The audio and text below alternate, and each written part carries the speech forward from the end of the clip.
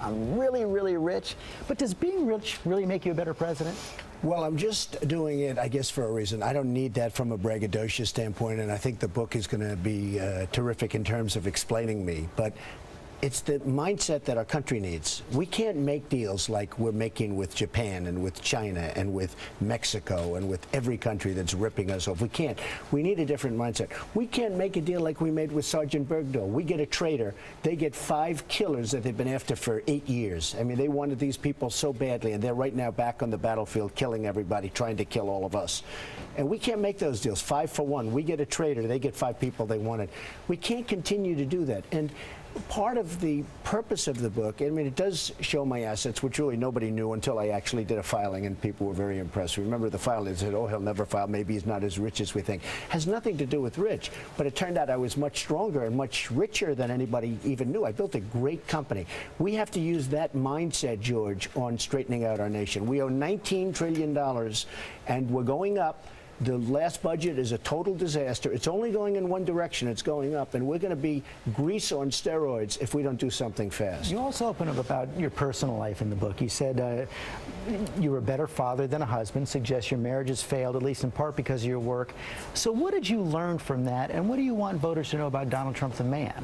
Well, I have a great marriage now, but I did, and I was married twice before, and they were excellent women, terrific women, but my work was all-encompassing. It always has been. I guess it still is, if you think about it. You know what I'm doing right now. But my work has always been all-encompassing. And I blame myself for that. But I'm a person that loves achievement. I love creating jobs. I've done so many jobs, tens of thousands of jobs over the years. And you see that when you look at the kind of developments that I've done in the jobs and the businesses.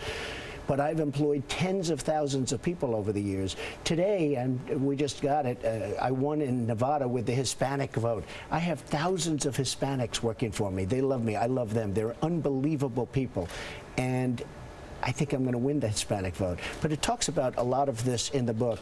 But what it really talks about is a mindset. It's a mindset. It's also how to do it, because a lot of people want to know, how do you do this, and how do you build a company, et cetera, et cetera.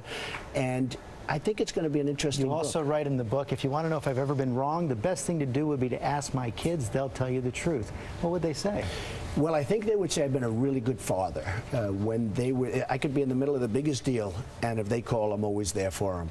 And you know, the tough part about the book is the name, tough name, Crippled America. And it is a crippled America. And the other thing is the picture. I had all these beautiful pictures. Simon & Schuster, they sent these magnificent pictures. They had a great photographer, and I was smiling and happy. And they took one when I wasn't even prepared to take it, and that's the picture. And I'm sitting there with a, angry face. And everybody said, that's really got to be the picture, because the book is explaining all of the problems we have with the country and how to fix them, much more importantly. Where would they say you've been wrong?